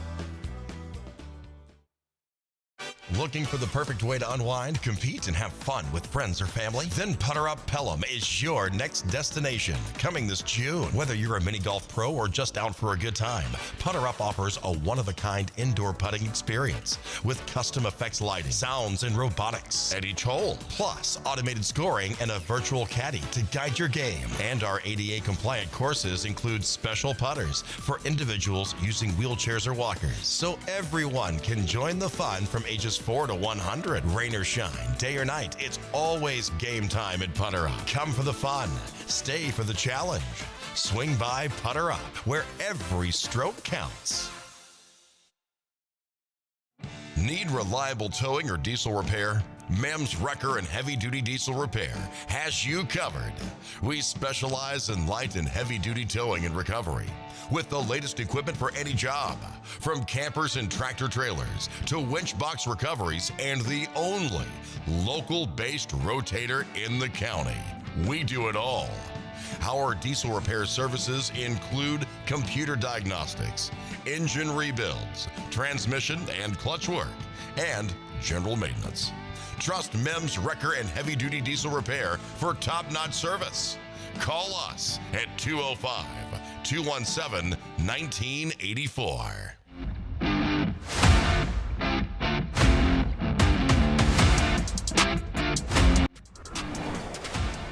We are back. The time is 8:34. You're listening to Morning Mayhem on Piper Peach Radio. Teresa and Dollar Bill here with you on Good this morning. Monday morning. It's supposed to rain today, so I'm hoping that I hope. my poor grass, it crunches, literally crunches when I step on it. It hurts. Mine too. And it's getting that brownish. Yes, it's not green and pretty at all. I'm trying to keep my pawpaw trees alive, but one of them may have deceased. I don't know. Yeah, one of them's not looking well. It looks like a stick, and it did have leaves, and they fell off. I've watered them. I don't know what's going on. Now, the other one looks great. And I was thinking the other day, I was like, the leaves are falling off the trees, but is it because they're supposed to? Or is it because it's so hot out there, they're just dried up and withering off? And they say that when it's this dry, when they do turn, they don't turn pretty colors. They just kind of go brown and fall. And that's what's happening right now, too. Yeah. Over the weekend, this story burns me up. It absolutely burns me up. So we had some Border Patrol agents in Chicago. They were there doing what they were supposed to be doing. And then a bunch of, they called them domestic terrorists, surrounded them, started trying to ram them with vehicles and things like that. And Chicago's mayor ordered the police officers to stand down and not go assist them. Said, we're not getting involved in that. Y'all just don't do it. Can you imagine being an officer of the law, seeing that something bad is happening and being told not to respond over a political reason? Yeah, I think, personally, the Chicago mayor should be arrested and held in a federal capacity and removed from his position. And if anything that happened after that would be on his shoulders. You're putting your officers in a position to where they're having to disregard the oath that they took to become an officer, which is to protect and serve. Well, yeah, it's all politics. And, I don't know if Chicago is considered a sanctuary city. I know, San Francisco, California has a lot of them. And I don't know, Chicago might be as well. But holy cow, this whole thing about, Trump will just end up putting the more National Guard troops in there. And, it's a mess because I don't know that I like seeing the federalization of our cities because that's not America, like it should be. Sometimes it's necessary. The one time that a entire city was put under martial law where the military literally ran the city from top to bottom. No mayor, no city council, no local police.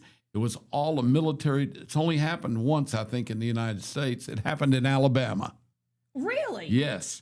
In Phoenix City, Alabama in the 50s. Yep.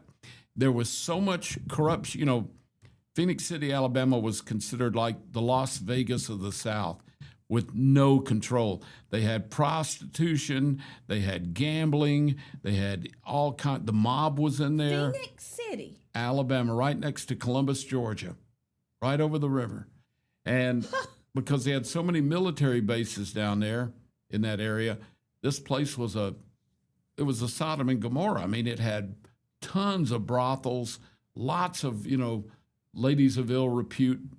The mob was running it. Lots of gambling, lots of tattoos, lots of illegal drugs. It was happening and it was so deep They were paying off the mayor. They were paying off the police chief. They were paying off all the policemen to look the other way. It was so deep that the governor had to just declare martial law and send the Alabama Guard in there and take the city over. One of the guys that was in charge of that was a man named Pat Acton, who ended up moving. After all this cleared up, he moved to Homewood, Alabama, became the mayor of Homewood for a little while. But anyway, they literally took over. It's the only time, I think, since the Revolutionary War or something that the federal government actually took over a city completely with martial law and ran the city for a while. And they Wow. I think it was our state attorney general what pulled the trigger on that. The state, I think, attorney general was in Phoenix City, and he was going after corruption, so they killed him. They just shot him dead right there in the town in daylight, I think. Just mob killed him. And so that's when they said, this has got to stop. But yeah, that's what's, President Trump's doing a little bit of that here he said there's so little action by the local police that he feels like it's necessary to put the guardsmen in there to help, control things. Well, that's one of those sticky situations. It is. A lot of people are for it because if it isn't getting fixed, and those towns are so unsafe and having so much murder and crime, something needs to be done. Right. Whether or not that's the actual way to do it or not. Well, now you complicate that with the fact that now with these ICE agents having to go pull people in, a lot of people are in that community are against that because they originally were kind of for it because they said they were only going after the bad people. The people that were here illegally but were working and had no record, they were going to leave them alone.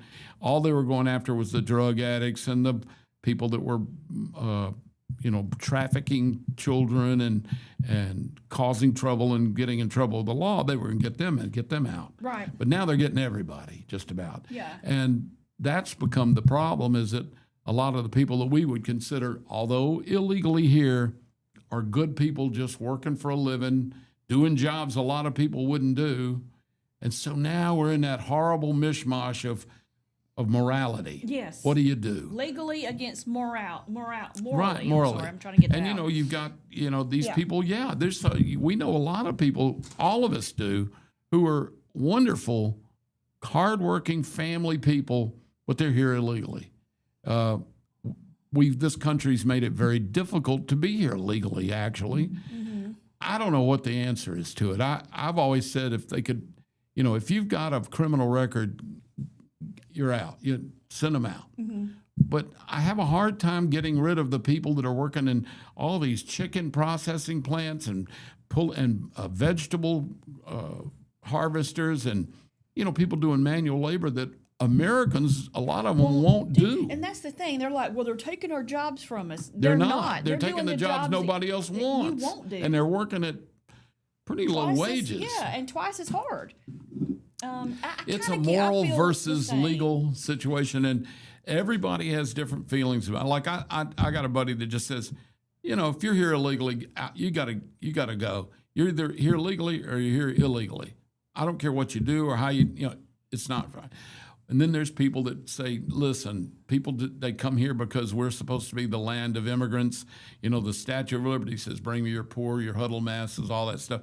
So, I mean, I see both ends of the spectrum, both the radical left and right, and everything is in between. Mm-hmm. And I'm kind of in that middle mishmash. I feel sorry for the ones who are here working hard, trying to make a good life for themselves and their families, not doing anything negative. They're just trying to earn a living and live a good life. And then I'm also see why people, if you're not here legally, if the law's the law, out you got to go. So, yeah. Well, I don't know what the answer is. And here's the thing. I'm with not this smart enough. Particular instance, they were there, but they were surrounded by 10 cars who were ramming them, then pulling out guns and started shooting at them. And you can't have that. And then so they ended up killing one of the girls that had, one of those high-powered guns or whatever. It's just... Well, you But- can't have civil it goes over the line. Once people, I know that they don't like it. And the way to fix it is through the legal system, and it's slow and people get frustrated. But the bottom line is you can't just pull out the guns or just start rioting. Then it becomes civil disobedience, and that has to be dealt with strongly because that's not the way it works or Right. the way it should work. It's wild. I mean, don't you know. can't riot. You shouldn't. They're You can not. protest, but you can't riot. You sure can't go after the poor agents. Now, these agents, they call them bullies, and they say that they're being mean to people that are just regular folk. But the thing is, they also are caught in the middle, too, because they're supposed to be doing their job, and they're told how to do their job. And if they don't, then they're out of a job. I mean, then they have no job. And they're not trying to be bad guys, I don't think. I think they're just caught in the middle of trying to do their job. And Yep. and they're fearful of their health, too, and their lives. They don't know if they grab somebody that looks like just a regular Joe. He won't pull out a knife or a gun and start, or somebody will shoot them for trying to get Uncle Joe or whatever. Yep. It's 8:44. We're going to take another break, and then we got to talk about, a Waffle House server was arrested, and we'll talk about why when we come back. I You're love me some listening Waffle House. to Morning Mayhem on Piper Peach Radio. Teresa and Dollar Bill broadcasting live from the Clayton Tractor Studio. We'll be right back.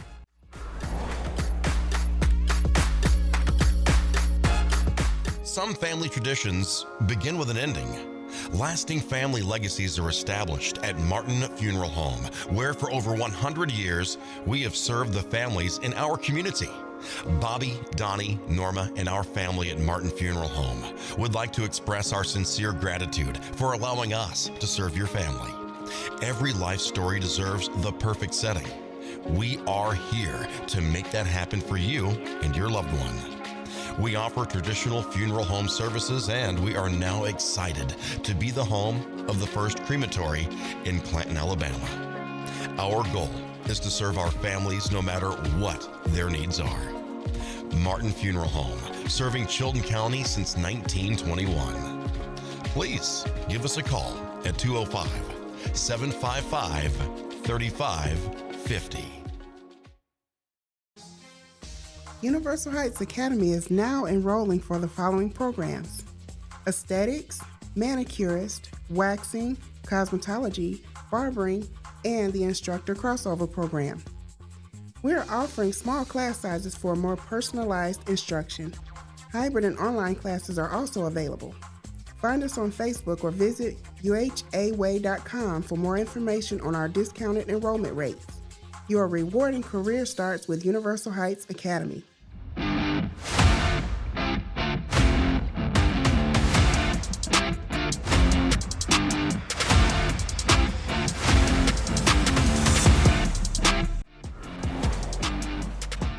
We are back. It is 8:46. You're listening to Morning Mayhem on Piper Peach Radio. Teresa and Dollar Bill here with you.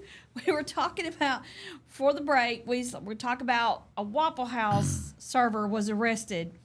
I love me some Waffle House. I love some Waffle House too, but I'm going to tell you what, I don't think I've ever gone in one and there hadn't been some kind of drama between the servers and the cook. I mean, there is just some kind of something going on. You know what I Megan was used telling us a story from yesterday when they went there and ate.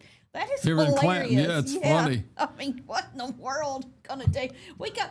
I'm not gonna say where, but there's a local place in town. It is kind of like that. Oh, really? The servers are always going back and forth to each other. Yeah. One Oh, of I them know where you're always- talking about. Always Yeah. trying to steal the other one's customers, the other one's tips. It's fun though. It's she like did a this, she did it's that. like a soap opera in It there. is. I mean, and Now the they food's all- great, the service is good, but boy, oh Boy, boy, they- do you get the stories. Oh, you do. They'll sit down with you and tell you to, and it is so funny. There's one that I feel like gets picked on a lot. Yeah. Just gets picked on a lot. All the time. It's like, poor thing. And she's one of the best ones there. I mean, even if it's not her table, she'll say, "What you drinking?" Yeah. And she'll, bam, bam, there's Great our drinks. service. Great and, service. And here, she ends up not, and I'm thinking she's our server for the, day, and I come back and somebody else takes my order, and I'm like, oh, that is just so nice to do that. That's helping somebody out. But you've got servers that are like, don't go to my table, don't touch my table, that's my table, and I'll handle my table. I don't need you handling my stuff. And you're like, I was just trying to help because you're busy. I mean, it's like they get so offended. I actually worked with somebody like that. They're territorial. Very territorial. They were like, don't take my customer. Silverware, don't take them nothing. I was like, no, I'm not going to do that. You can tell me all you want to, but if I see somebody sitting there and you haven't gotten to them, I'm not going to continue to let them sit there. I'm going to get their drinks. I'm going to bring them bread. I'm going to do whatever I need to do to get them started. I wish there were more people like you out there. Oh, no, I am not going to do that. When I waited tables years ago, you had a smoking section and a non-smoking section. Right, which was crazy because it was the same Because it was room. all, yeah. But I would go over to the smoking section and, have my tables over there. And they couldn't get one butt in the ashtray before I was over there wiping that thing out, emptying that thing. And I would go, they were like, you know what? You don't have to keep coming over doing that so much. And I was like, okay, well, if you don't want me to, I won't. But when my manager comes over here and wants to know why you got an ashtray full of butts, tell them you made me leave. Because, and I would go by other tables and I would say, hey, you need some tea? What can I get you, darling? What? Oh, yes, let me go get you that. And then, and if I passed the server, I would say, hey, your table wants a ranch. I'm going to grab it for them. Oh, okay, thank you. We didn't have that, but one table was like that. She was so territorial. She was afraid you were prepping them to come sit in your section the next time. She didn't want you talking to them, looking at them, anything. You're just supposed to walk by with blinders on, even if they spoke. That's crazy. And I told her, I was like, that's not how that works around here, honey. You are working in the wrong place if you think that's the way I'm going to do things. That's not the way I do it at all. Yeah. It's about the customer, not about you. All right, so what happened at the Waffle House? Unless you're at Waffle House in Birmingham. Oh, this was in Birmingham. Oh, yeah. She was arrested because somebody left her 0 tip, so she threw plates of food at them. Oh, there you go. That'll get you arrested. They ran up a $61 bill on waffles, eggs, and coffee. They left without tipping. She yells, "You think I'm running plates for free?" And then grabs a plate of hash browns, hurls it across the booth, and strikes a man in the chest with it. Then picks up a ketchup bottle, launches it at them, hits the wall, splatters everywhere. When the customers started laughing at her, she picked up stacks of silverware and started tossing it at them. And let's see how funny it is when you're cleaning this up. Well, no, they weren't the one cleaning it up. She was. Other diners were divided on whether she did the right thing or the wrong thing. They kind of felt she was in the right because people didn't tip. The other ones were like, you might not have got a tip, but let's not make this a battlefield. Well, tipping is optional. You don't have to tip. Technically. We all know that you should tip if you got even halfway decent service. But, the thing is, maybe she was a crappy waitress for them. Maybe they didn't like her. Who knows? There are people that just don't tip, and there are people that tip well. But that hopefully balances out. And you can't throw food at them and stuff. But I can see getting angry. But the thing is, tipping. Sometimes. But tipping is optional. It is. It's not required. Nope. Which is why I personally, probably not a fan. People are not a fan of this.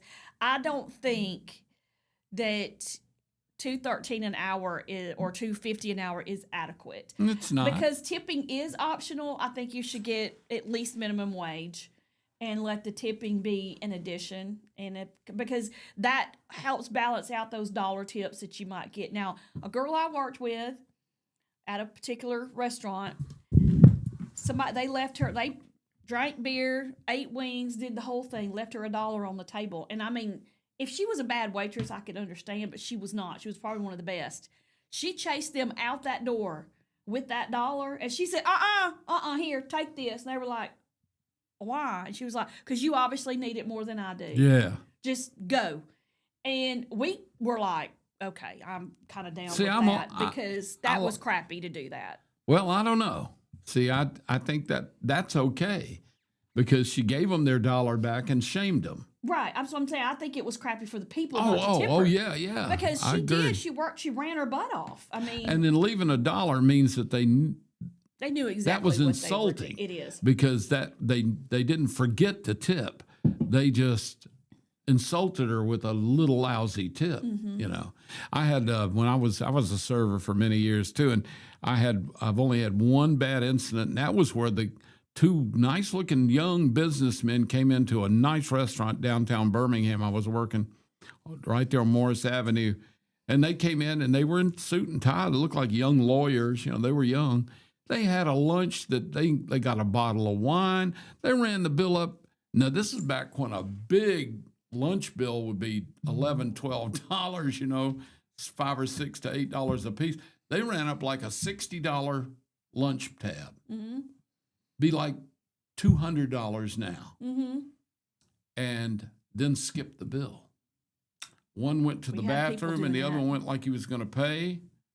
And let's see, the thing is, we gave them the ticket. They paid us cash or a card. We went and worked the card or made cash out of our little satchel. And then at the end of the day, we turned in all of our receipts, and we had to pay for every penny of those receipts, and then we kept the difference, which was our tips. That's how we do it. Well, when they walked out on me, I now had $67 that I owed that restaurant that they not only didn't tip me, they ran up it took me 2 weeks to pay off that $67 because back then, if you walked out with $5, $6, $7 for the end of a shift, you were doing good. Because, I mean, this was back when, this was in the 70s. Yeah. But to pay it took me 3 weeks to pay that. You know, I'd get a little bit out every day. I'd pay them back. Every time I worked, I'd give them half my tips or something. Luckily, where I worked, I wish I could have called. They did not make us pay for that if it was a walkout like that. Oh, they did now, us. If you got all your money and you just lost it or something like that, and you didn't have a walkout, because we had to notify them immediately if there was a walkout. Right. Now, we had a manager chase one down and said, "Hey, guys, get back in here." See, I didn't catch it. Well, he paid. I thought he paid, and they played the stupid right. thing, and they both had to come in there and pay, hanging heads, and they're both digging money out of their wallet. They didn't. Neither one of them have enough really to pay for that, and she ended up not getting a tip because all they had were able to was enough to cover the bill. Wow! And they thought they were going to be slick by doing what you said. One go to the bathroom, and one went like he was paying. They hid the ticket on the table, like they put their napkin over it. So it's like they took it to the counter instead of paying me. And you could do that because if we were busy and they were ready to go, as long as you gave them the ticket, if they wanted to walk up and pay the checkout person, they could, or they could leave it with you or whatever. And by the time I noticed they were both gone, and I went to get for the busboy to clear the table and stuff, I picked up the napkin. There was the full thing, and I was stuck. If I had known it, I'd have chased them. Yeah. I mean, I was in my 20s then, and I'd have chased them down. Well, the manager said you could either pay or we'll call the cops right now and have you both arrested for theft of services because, you got what you paid for. Right. They ate the meal. And I hated that for her. But here's what ended up happening was kind of the whole restaurant knew what was going on. And so the folks in her section they like extra tipped $1, and it kind of made up for it at the end. So, but where we were working, there was absolutely no reason for somebody to come in there and not tip. No, because you were getting a whole experience when you walked in that door. Well, a lot of people don't realize that. I don't know if it's still done because I'm going way back now when I was doing it, but we had to turn around as a server at the end of the shift. We tipped our busboy, and we tipped them. If you had any alcoholic beverages, we had to tip the bartender. Now, they left it up to you. It was courtesy kind of thing. But if you had a busy day and that poor busboy worked his butt off clearing your table and setting you up for the next one, you should tip them. Because the quicker you turn a table over, right, the more money you make. Yeah. Same thing with the bartender. If it's busy and you had to bring people cocktails or wine or something, you should tip the bartender. So people don't realize you don't even. And then in some states, I mean, they tax your tips. Mm-hmm. That is crazy to me. Yep. That's not fair. The thing that aggravated me was that the bus boys or girls got minimum wage. Right. And then they were part of getting our paid better tips. than the waiter. And sometimes they would make out like A bandit. Like they would make more at the end of a shift than we would after we tipped out. And that was just not that fair. didn't seem right it either. It does not seem right at all. I disagree with the $2 whatever an hour. I think it should be minimum wage, at the very least minimum wage, and then the tips should be a bonus. Right. As you know, so that and it still be everybody knows you tip a certain amount. You know, my husband doesn't like the whole 20%, 18%. And I said, well, why? He's like, I just think that's too much. And I was like, well, you wouldn't say that. He's never been a server. That's what I told him. I said, if you had ever waited tables, you would not say that. I'm a good tipper because I did it for so many years. I do too. Look, my lunch college all the way through till I was in my 30s. And let me tell you, if I get good service, I tip really well. Way above 20% sometimes. If my lunch is $12, I'm leaving $5. I mean, that's more than 50%. Yeah, you should leave $2.40. You know, 20% would be $2.40 on $14. And to me, that's not enough. It is not enough. If they did good job. You know, and you go to these places that have buffets, but the server still brings you like your tea or anything you need. You know, anything you need.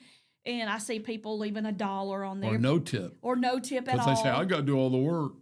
And they're not making, I don't think making minimum wage. I don't know. I assume not. But yeah, I mean, I tip on to-go orders.